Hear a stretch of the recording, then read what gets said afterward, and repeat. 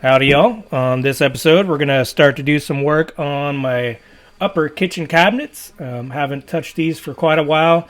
Got these out of an old house that was being remodeled. And so, yeah, this just kind of sanding them down here. And mainly, well, I'm probably, going to primer them up. So you need a nice scuffed up coat to get the paint to adhere. And it just had a layer of varnish on here, so it was pretty smooth and shiny. But also, I don't know if you're familiar with like older houses and the old kitchens, they have that mildewy smell in them usually. These cabinets definitely had them, especially the lowers where, you get a little moisture in there, it gets into the wood and you don't see like a layer of mold or anything on it, but it's just like in the grains of the plywood where it just kind of, it stinks. I sprayed them down with vinegar, tried to get them out the best I could, but there was always just a little bit of smell. But yeah, so we just decided to get it all scuffed up, and we're gonna, I think on this one I do primer on the inside, but on the others I don't. But anyway, we'll give you a little breakdown of why I debated not primering them and just sanding them here. And there we go, got her sanded down. Just little inside corners here that if I want to get really technical, I'll use a little piece of sandpaper to get in there. One thing I thought is interesting is I'm such a, like, I just love wood grain for some reason, but so we got, looks like, I'm assuming this is hemlock or old growth fir all around here, but then all of a sudden we have this piece of plywood here instead of actual furring. When I was sanding this, I'm like, oh, I love this grain. Maybe I'll just keep it, just lacquer it over again and have the wood grain out. But then I'm like, well, shoot, this kind of throws it off. So either get a new piece for here or paint it, which probably should just paint it. But anyway, so that's what it looks like. Got a couple little indents right here, here and here, and here. But I think I'll probably be taking iron and some wet cloth, and it'll put it on there and it'll raise the grain. So hopefully I can get those dents out, or if need be, since I probably will paint it, just put some wood putty in there, sand it out. So there it is, and we'll keep going. So just taking a damp rag here and getting as much of the sanding material off as we can. All right, you saw me just wipe it down with a damp cloth just to get all the dust particles off and whatnot. And I'm going to use this Smart Prime by Zinsser. It's a water-based one, but performance of oil, they say. But anyway, there's a few YouTube channels that I thought seemed like pretty good channels and knew what they were talking about when it comes to interior primer or interior painting and cabinet painting and stuff. So a couple of them thought this was kind of the best of both worlds. Oils are kind of high VOCs and they need to dry for a long time and all that good stuff, and water just isn't as durable. But supposedly this is the in-between one, and so we're going to go with that. And I'm going to do the backside first because I've never used an air sprayer, especially just for primer and stuff. So we'll do my testing on the back side and probably the bottom side next, maybe the inside. We'll see how good it looks like on the outside or back here, and then we'll move on from there. So anyway, let's try it out. I'm going to thin down the primer a little bit, and doesn't say you have to, and I've seen some people not thin down their primer. Some people have. I'll probably do a little bit, so we'll see. So this ended up being a big failure. This paint gun isn't made for finish work, I don't think. I've just never used it, so maybe you can adjust it, but it just took up too much paint and just didn't look good. So in the end, we're going to do some roller brushing. But for now, we'll jump over to Farmhouse sink cabinet finishing. All right, today I just feel like working on this Farmhouse sink cabinet for my kitchen here. And I had an old school cabinet that I got with, this holds a standard sink, the doors there, and then two face plates here. Obviously no drawers because there's a standard sink behind it. But that's this cabinet here. So what I did was just kind of drop this in here with, I took the face off, and what we have here is a 2x4 here and a 2x4 here, and then one down below, but it doesn't really support. It's just the sides that really support it. So I'll take this off here and show you what I'm going to do with the faceplate. So here's the little 2x4s that I made as runners, and that's the main thing that supports the sink. This one here is more of just a anchor point for the faceplate instead of actually supporting the sink. I mean, I have it butted up to the bottom end, so I guess it does do some supporting, but it's mainly these two sides. But I'll show you what I'm going to do here. So we'll just put this, and this is all ugly because of the plumbing that's underneath the house. So anyway, let's grab this here. And so if I match it up to where it originally was, or almost match it up. So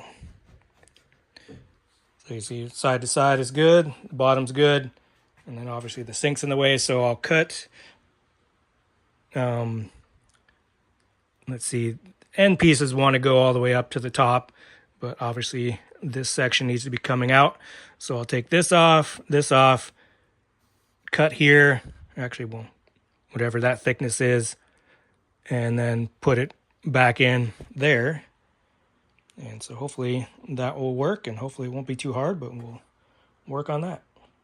All right, so we're just measuring where we think the top of the cabinet section is going to be, and also figure out how this whole thing's constructed together and how we'll build it. All right, I wasn't really sure how this was put together because I just saw these little indents here, so I'm like, well, they're staples, but they're not holding each, it's not going across that section, so I cut out this little section that I knew isn't going to be needed so I could kind of bang it apart. And yeah, it looks like they drilled some holes and put some pegs in there and then just stapled on each side into the pegs there. So that's what we're dealing with. So I got to figure out how to get this apart without destroying that top one and the sides here. So yeah, buddy. All right, now that we know pretty much how it's put together, we'll just take this apart and hopefully not break anything so we can reuse the pegs and whatnot. All right, so here it is. Got them all out, and I lucked out, and the wood pegs stayed on this piece of wood, which is good. So I just have to drill holes in here and on the sides, put them in, glue them, and I can throw a staple in like they did. This piece has to be cut down a little bit because this top wants to match up with that top at best, maybe a little bit below it. And so I'll cut this, right here. So about 1 inch off. And I'll just staple these on or nail them through the face because it is oak. And I'm going to have to get rid of the grain. So I'll have grain filler. So it'll just take care of the holes for the nails and whatnot. And then I'll prime it and paint it, or whatever colors I choose for the cabinets at some point. So construction begins here.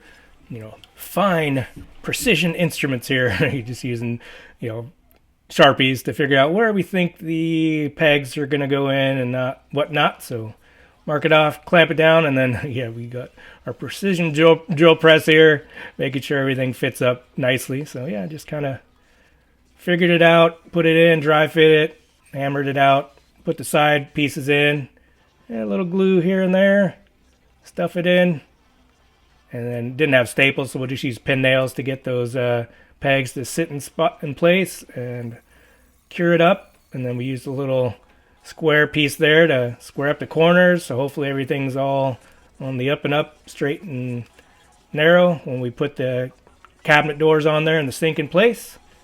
So a little dry fit there. Hopefully this all works out pretty well. All right, it's in there. Looks like it, with these that are even with the plywood here, the sink's a little bit skinnier, so it just comes in. So I'll tack a piece of wood on the inside just so it has something to rest up on, so I can push it flush. Because if I push it, one end will go in back to here and the other one will stay out. So we'll put little strips in there so it has something to rest on there. But coming down here, got it cased in here, and it's just kind of flush here at the bottom, which is fine. And then we'll make some doors, that fit in here. Again, it's ugly back there because the pummeling comes up the top and then exits out the side. So anyway, and like I said, I'll sand this down fill in the holes and primer it up at some point. But not bad for a $15 cabinet. So even though we had to do a lot of work to it. All right, just got a scrap piece of wood in here and tack it into place. Using the pull saw to cut it flush, just so we get that sink to stay into place, give it something to sit up against. And then now we'll jump over to a different cabinet that's going in the laundry section. All right, was up at Mom's last week, and I always stop by the Habitat stores when I'm in town up there. So they got a couple good ones near her place, and picked this cabinet up for 20 bucks. You know, it's dated, but it's structurally good shape, and obviously going to paint it. Then I'll probably do, you know, the shaker style surround, although it'll still have this section showing, so I'll probably fill it in or just see what it looks like with the shaker style, because I probably will do the shaker style just about this size. So this will just be peeking out. We'll see what it looks like. Probably fill it in. But anyway, it's missing the shelving inside, but it has those little pinholes, so it'll be easy to put shelving in there. But I bought this for the laundry section to put up here. I thought about putting open shelving there, but if you're gonna have like towels and whatnot, and then obviously maybe it'll be your catch-all for utility stuff like cleaners and whatnot. It'll look kind of ugly if it's open shelf, so it'd be good to have this. It sits a little lower than I wanted it to. I think I have it marked about right here, but it's only comes out to about here, so it won't be too bad. You'll still be able to open the door here, but you know, like I said, a little higher than I wanted, but you know, it's 20 bucks. What do you want? And actually, it fits perfectly. It is literally like a ½ inch wider at, you know, to go into that cavity than it can be. So I just have to cut a ½ inch off each side, although I'll probably just cut these flush and then I'll just put some trim on the sides. But yeah, couldn't get much better on the side-to-side fit, even though it's a little taller than I wanted. But so we'll deal with that. And I did pick up this sink last week before I bought this one, new Kohler sink. This is going to go in the master bathroom. I do have an other Kohler sink in there, but I just didn't like it as much. And the cabinet in there is kind of low sitting. So this one's kind of a sort of vessel sink. It sits underneath, but it also sits a few inches above. So I think this one will fit better. I think it looks better. I think I got this for only 30 bucks, so not too bad. So yeah, just a few things I grabbed while I was out there. All right, 50-year-old man's got to put on the readers just to take hardware off the doors here because we can't see where the screw heads are to break this thing down. But yeah, just taking it out. Most of these were Phillips screw heads, so easy to use the power drill. Some of them are the slot heads, you know, flathead screws. And for some reason, it's so hard to use a power drill on those because it turns over once, then the thing falls out of the slot and you gouge yourself. So some of them we use the hand screw driver, the flathead. So made it pretty easy. Taking off the magnets on the bottom that hold these doors closed because they're old school cabinets. And we'll talk about that little corner in there here in a second. But yeah, just cleaning it up, getting it ready to sand here in a minute. But first we have to take the sides off so it fits in the cavity. And when you work in a construction zone and live by yourself, you can cut that stuff inside and it doesn't matter. But anyway, sanding it down here is just stained up, and we're going to end up primering it.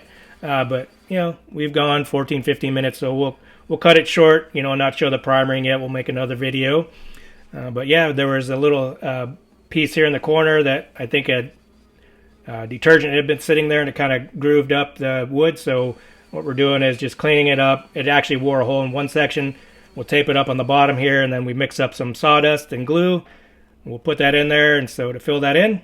But that's what we got for now, so we'll leave you off here with a little tour of my yard where my septic drain field is. I thought was interesting, but we'll catch you on the next one for how we primer them up.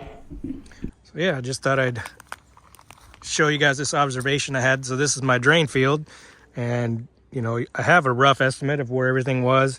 But you can see here, you got a dry patch, and then you have, you know, green and yellow dandelion flowers, and a dry patch, and a green patch, dry patch, green patch, and a sort of dry patch. There might be another one here, but at least, so this is pretty much showing where each one of my drain tubes are for the drain field here. And I mean, I knew there was one here, obviously, because you have the observation port that goes in here, and then the newer ones, they put a port for each trench, but we only have one here, one back buried over there somewhere, one kind of broken one over here. So, but that didn't make sense because they weren't on the end of each trench. But yeah, so the trenches are, just a half pipe with space, but air space for the water to come in there, and then it filters through the ground and whatnot. But so yeah, this time of year, mid-July, we don't get much rain. We just had some, but before this, drying out. So when you only have, say, a foot of soil here, and then the plastic pipe and then the airspace, the water is going to filter down through and then go out. So things that are growing here can only have a root base of, say a foot, then it hits plastic. But over here, it can keep going on, and then when the water goes through here, it kind of disperses out and osmosis or whatever, and goes upwards. I'm not sure if that's the right word I'm looking for, when the water can kind of go upward, capillary action maybe, I'm not sure. But anyway, college was years ago. So anyway, this is obviously has more moisture content, so the dandelions can grow and flower, and they'll die out over here. But yeah, so it's pretty interesting to show me where all my trenches are specifically. So yeah, just a cool observation.